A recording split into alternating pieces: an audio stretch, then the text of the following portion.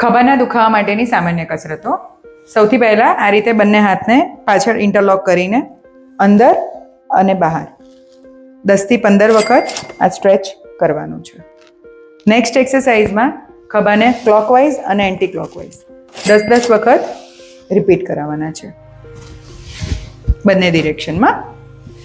નેક્સ્ટમાં અદબ વાળીને બંને ખભાને પાછળની તરફ સ્ટ્રેચ કરવાના છે. આ કસરતને તમે આ રીતે પણ કરી શકો છો અથવા તો બંને કોણીને પાછળની તરફ બંને શોલ્ડર પ્લેટને સ્ક્વીઝ કરવાની છે અને આગળ 10 થી 15 વખત આ એક્સરસાઇઝ રિપીટ કરવાની છે.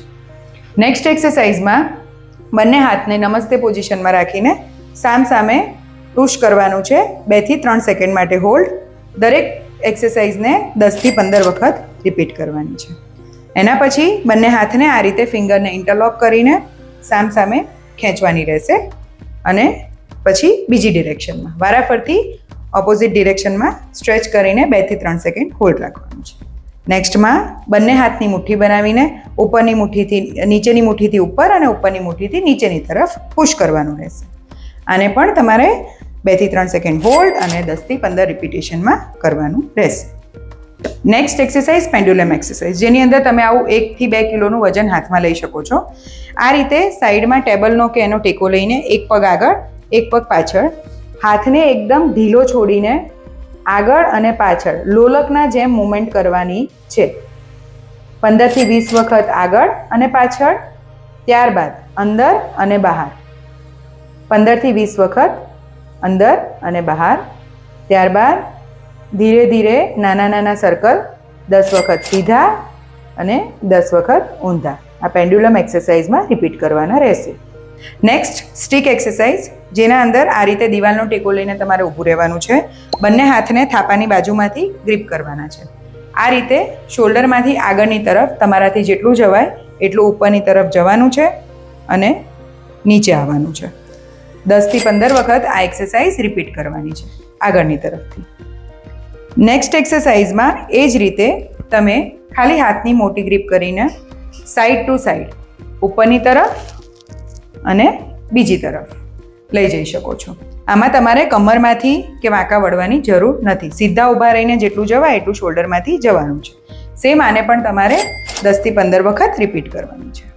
નેક્સ્ટ એક્સરસાઇઝમાં આ રીતે દિવાલનો સામે ફેસ કરીને ટેકો દઈને તમારે કોણીમાંથી હાથને સીધા પાછળની તરફથી ઉપર ઉઠાવવાના રહેશે. કોણીમાંથી હાથ સીધો અને ઉપરની તરફ. આ કસરતને પણ તમારે 10 થી 15 વખત રિપીટ કરવાની છે.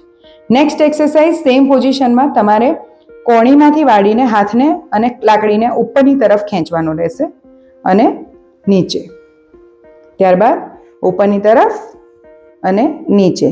આ કસરત પણ 10 થી 15 વખત રિપીટ કરવાની રહેશે. નેક્સ્ટ એક્સરસાઇઝમાં તમારે ટોવેલની મદદ લેવાની છે. ટોવેલને દિવાલની તરફ હાથને સામેની તરફ રાખીને પગ પોળા રાખીને હાથને ઉપરની તરફ અને માથાને નીચેની તરફ સ્ટ્રેચ કરવાનું રહેશે. જેટલું તમારાથી સ્ટ્રેચ થાય એટલું ઉપર જઈને 2 થી 5 સેકન્ડ હોલ્ડ અને 8 થી 10 વખત આ એક્સરસાઇઝ રિપીટ કરવાની રહેશે. સેમ એ જ રીતે તમારે સાઈડમાંથી પણ આ એક્સરસાઇઝ રિપીટ કરવાની રહેશે. દિવાલથી થોડું ડિસ્ટન્સ રાખીને બહાર ઊભા રહીને ઉપરની તરફ જેટલું સ્ટ્રેચ થાય એટલું અને પછી સામે. આ કસરતને પણ 8 થી 10 વખત રિપીટ કરવાની રહેશે. નેક્સ્ટમાં આ રીતે ટોવેલની મદદથી તમારે પાછળની તરફ નીચે ઉપર સ્ટ્રેચ કરીને આગળથી તમારા હાથને જેટલો બને એટલો ખેંચવાનો છે.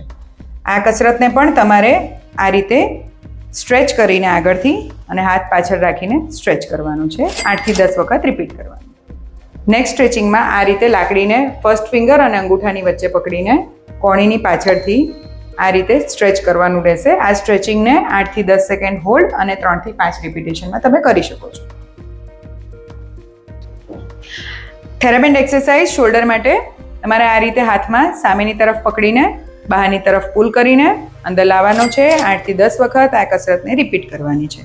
સેમ તમારે માથાની ઉપર જેટલો તમારો હાથ જાય એટલો લઈ જઈને ઉપર અને અંદર. આ એક્સરસાઇઝને પણ તમારે 8 થી 10 વખત રિપીટ કરવાની છે. નેક્સ્ટ એક્સરસાઇઝમાં આ રીતે જે હાથ તમારો દુખાવાવાળો હોય એને ઉપરની તરફ ખેંચવાનો છે અને બીજા હાથને આ રીતે બાજુમાં રાખવાનો છે. આ કસરત પણ તમે 8 થી 10 વખત રિપીટ કરી શકો. નેક્સ્ટ એક્સરસાઇઝમાં થેરાબેન્ડને તમારે આ રીતે અંદરની તરફ પકડવાનો છે, કોણીને પેટની અંદર દબાઈને રાખવાની છે, હાથને બહારની તરફ સ્ટ્રેચ કરવાના છે. 8 થી 10 વખત આ કસરતને રિપીટ કરવાની છે. નેક્સ્ટ એક્સરસાઇઝમાં તમારે આગળની તરફ રાખીને બહારની તરફ સ્ટ્રેચ કરવાનો છે. 8 થી 10 વખત સેમ એક્સરસાઇઝ રિપીટ કરવાની છે. ત્યારબાદ ઊંધા ઊભા રહીને પાછળની તરફથી સેમ એક્સરસાઇઝ રિપીટ કરવાની છે 8 થી 10 વખત. ત્યારબાદ ખભાને આગળની તરફ ઉઠાવવા માટે તમારે થેરાબેન્ડના એક છેડાને પગની નીચે દબાવીને હાથને ઉપરની અને સામેની તરફ ઉપર ઉઠાવવાનો છે. 8 થી 10 વખત આ કસરતને સામેની તરફ રિપીટ કરવાની છે. એ જ રીતે તમે સાઈડમાંથી પણ 8 થી 10 વખત રિપીટ કરી શકો છો. જ્યારે સાઈડમાંથી હાથ ઉઠાવો છો ત્યારે ધ્યાન રાખવાનું કે અંગૂઠો ઉપરની દિશામાં હોવો જોઈએ. નેક્સ્ટ એક્સરસાઇઝમાં આ રીતે વિન્ડોમાં કે કોઈ હેન્ડલમાં થેરાબેન્ડને લગાવીને બંને હાથને કોણીમાંથી બેન્ડ રાખીને પાછળની તરફ સ્ટ્રેચ કરવાના છે અને આગળની તરફ. આ કસરતને તમારે 8 થી 10 વખત રિપીટ કરવાની છે. આગળની કસરતમાં આ રીતે તમારે એક છેડાને કોઈ હેન્ડલ સાથે બાંધીને એક હાથને, જે હાથ તમારો એક્સરસાઇઝ કરવાવાળો છે ત્યાં આગળ તમારે કોણી વાળીને પેટની અંદર દબાઈને હથેળીને પેટની તરફ અંદરની દિશામાં મૂવમેન્ટ કરાવવાની છે. આ કસરતને પણ 8 થી 10 વખત તમારે રિપીટ કરવાની છે. નેક્સ્ટ એક્સરસાઇઝમાં તમારે જ્યાં બાંધેલું છે એ દિશામાં ફેસ કરીને ઊભું રહેવાનું છે, હાથને કોણીમાંથી સીધો અને પાછળની તરફ સ્ટ્રેચ કરવાનું છે. આ કસરતને પણ તમારે 8 થી 10 વખત રિપીટ કરવાની છે. આગળની કસરતમાં આ રીતે આપણે ઊંધા સૂવાનું રહેશે અને બંને હાથને નીચેની તરફ લટકાવવાના રહેશે. હાથની મુઠ્ઠી બનાવીને તમારે કોણીમાંથી ઉપરની દિશામાં ખેંચવાના રહેશે. આ કસરતને 8 થી 10 વખત રિપીટ કરવાની છે આ રીતે. નેક્સ્ટ એક્સરસાઇઝમાં તમારે હાથને સીધા અને મુઠ્ઠીને ઉપરની તરફ અંગૂઠો ઉપરની દિશામાં રાખવાનો રહેશે.